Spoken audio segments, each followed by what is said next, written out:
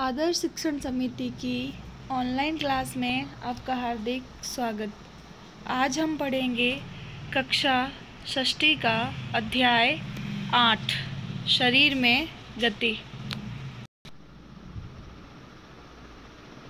बिल्कुल शांत होकर बैठिए तथा अपने शरीर में होने वाली गतियों का अनुभव कीजिए कि हमारे कौन कौन से शरीर की जो अंग हैं गति करते हैं। आप समय समय पर अपनी पलकें झपकाते होंगे। श्वास लेते समय अपने शरीर में होने वाली गतियों का प्रेक्षण कीजिए।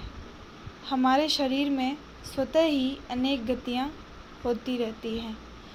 हम देखते हैं कि हम अपने पलकों को बार बार जानबूझकर नहीं झपकाते। यह पलकें अपने आप झपकती रहती है, तो यह भी शरीर में एक प्रकार की होने वाली गति है। तो हम अपने शरीर के द्वारा, शरीर के अंगों के द्वारा कौन कौन सी गतियाँ करते हैं, पढ़ेंगे अब इसके बारे में। जब आप अपनी नोटबुक में लिखते हैं तब आपके शरीर का कौन सा भाग गति करता है? तो हम कहेंगे कि जब हम अपनी कॉपी में लिखते हैं तो उस समय हमारा हाथ गति करता है, हाथ हिलता डुलता है। जब आप मुड़कर अपने मित्र को देखते हैं, मान लो कि कोई आपका फ्रेंड है, आपका मित्र है, वो आपके पीछे की टेबल पर बैठा है, तो जब आप उससे कुछ कॉपी पेन मांगते हो तो आप पीछे मुड़ के देखते हो, तो आपका कौन सा भाग गति करता है? तो हम ये कहेंगे कि हमारा सर पीछे मुड़ता है। पूरी तरीके से नहीं मुड़ता, लेकिन मुड़ता है। उपयुक्त तो सभी उदाहरणों में आपके उसी स्थान पर रहते हुए भी आपके शरीर का कोई न कोई भाग गति करता है कि जब हम अपने मित्र से कुछ न कुछ मांगते हैं तो हम पीछे की तरफ मुड़ते हैं। जो हमारा धड़ है वह तो नहीं मुड़ता है, लेकिन हमारे हाथ और हमारा जो सर है वह पीछे की ओर मुड़ता है। आप एक स्थान से दूसरे स्थान पर जाते हैं, आप उठकर अपने विद्यालय के पास जाते हैं, कक्षा के बाद विद्यालय के मैदान में जाते हैं, अथवा विद्यालय के बाद आप अपने घर जाते हैं। तो इस स्थिति में आप एक स्थान से दूसरे स्थान तक वास्तव में चलकर जाते हैं। आप चलकर, दौड़कर या कूदकर या एक स्थान से दूसरे स्थान पर जाते हैं, तो आपका कौन सा शरीर का भाग गति करता है? तो हम ये कहेंगे कि हमारे पाँव, हाथ उस समय गति करते हैं। जंतु एक स्थान से दूसरे स्थान तक कैसे गमन करते हैं? यहाँ पे एक सारणी दी हुई है कि जो जंतु है वो एक स्थान से दूसरी जगह पर को जाना है तो वो कैसे जाएंगे, कौन सी गति करेंगे? तो सबसे पहले दिया हुआ है गाय। गाय एक स्थान से दूसरे स्थान पर चल कर के जाती है, चलती है। और किसके द्वारा चलती है? कौन सा उसका भाग गति करता है? तो पैर के द्वारा। मनुष्य कैसे गमन करता है? तो मनुष्य पैरों के द्वारा गति करता है और चलता है। सांप जब गति करता है तो उसका पूरा शरीर गति करता है और वह रेंग कर गति करता है। पक्षी जब गति करता है तो वह उड़कर गति करता है और पंखों के द्वारा गति करता है। जो कीट पतंगे होते हैं वह भी जो है उड़कर के गति करते हैं और पंखों के द्वारा गति करते हैं। मछली तैरती है और उसके जो पंख होते हैं, छोटे छोटे फिन होते हैं, उसके द्वारा वह गति करती है। क्या आपने ध्यान दिया है कि हम शरीर के विभिन्न भागों को उसी स्थान से मोड़ अथवा घुमा पाते हैं जहाँ पर दो हिस्से एक दूसरे से जुड़े हुए हो? हम देखेंगे कि हमारे शरीर के ऐसे कौन कौन से हिस्से हैं जहाँ पे वह दो हिस्से जुड़ के रखे हैं। तो जैसे उदाहरण दिया हुआ है यहाँ पे कोहनी। हम देखेंगे कि हाथ के मध्य भाग में एक हिस्सा है जहाँ से हाथ मुड़ता है और वहाँ पे उस हड्डी के दो टुकड़े भी होते हैं, तो वह भाग है कोहनी। दूसरा है कंधा भी यहाँ पे कंधे के भी दो हिस्से एक दूसरे भाग से जुड़े हुए होते हैं।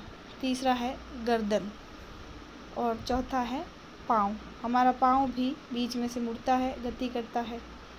क्या आप ऐसे कुछ अन्य भागों के नाम बता सकते हैं? जैसे कि अभी हमने बताया कि जो पाँव हैं वह भी बीच में से दो भाग है उसके और वह एक दूसरे से जुड़े हुए हैं। जो ये भाग होते हैं तो इन स्थानों को संधि स्थल कहते हैं कि दो भाग आपस में मिलकर के गति करते हैं एक दूसरे के साथ में, तो उन्हें संधि स्थल कहेंगे। यदि हमारे शरीर में कोई संधि नहीं होती तो आपके विचार में क्या हमारे लिए किसी भी प्रकार की गति करना संभव होता? अगर हमारे शरीर में किसी प्रकार की संधि नहीं होती तो क्या होता? अगर ऐसा होता कि हमारे हाथ में अगर कोई संधि नहीं है तो हम अपनी हाथ और कोहनी को मोड़ नहीं पाते, और अगर हाथ को नहीं मोड़ पाते तो हम भोजन भी नहीं कर पाते, अपने बाल भी नहीं बना पाते, जो हम दैनिक जीवन में हमारे क्रियाकलाप है उनको नहीं कर पाते। अगर हमारे पाँव में अगर संधि स्थल नहीं होता तो हम बैठ नहीं पाते, क्योंकि बैठने के लिए हमें घुटनों को मोड़ना पड़ता है। अगर संधि नहीं होती तो घुटने मुड़ते नहीं और हम किसी कुर्सी पर भी नहीं बैठ पाते। तो इन संधि वाले भागों के द्वारा ही हम जो है गति कर सकते हैं और अपने जो मानव जीवन के जो विभिन्न कार्य है उनको संपादित भी करते हैं। तो सबसे पहले हम यहाँ पढ़ेंगे कंदुक खलिका संधि के बारे में। तो कागज़ की एक पट्टी को एक बेलन के रूप में मोड़िए। हमको कागज़ की एक पट्टी लेनी है, उसको गोल गोल मोड़ना है, जैसे कि चित्र में यहाँ दिखाया गया है कागज़ का बेलन। ऐसे मोड़ते हुए रबड़ अथवा प्लास्टिक की एक पुरानी गेंद में एक छेद करके उसमें मोड़े हुए कागज़ के बेलन को डालिए। एक बॉल लेनी है, उसमें एक छेद कर लेना है और उस जो बेलन बनाई है कागज़ की, उस कागज़ की बेलन को हमें उस बॉल के अंदर फंसा देना है। आप कागज़ के बेलन को गेंद पर चिपका भी सकते हैं, जैसे कि चित्र में दिखाया हुआ है। एक बॉल ली हुई है और एक कागज़ का बेलन लिया हुआ है और उन दोनों को आपस में चिपकाया हुआ है। गेंद को एक छोटी कटोरी में रखकर चारों ओर घुमाने का प्रयास कीजिए। क्या गेंद कटोरी में स्वतंत्र रूप से घूमती है? क्या कागज़ का बेलन भी घूमता है? अब आप कल्पना कीजिए कि कागज़ का बेलन आपका हाथ है। हम ये सोच सकते हैं कि जो कागज़ का बेलन वो हमारा हाथ है तथा गेंद इसका एक सिर है। कटोरी कंधे के उस भाग के समान है जिससे आपका हाथ जुड़ा हुआ है। एक अस्थि का गेंद वाला गोल हिस्सा दूसरी अस्थि के कटोरी रूपी गुहिका में फंसा हुआ होता है।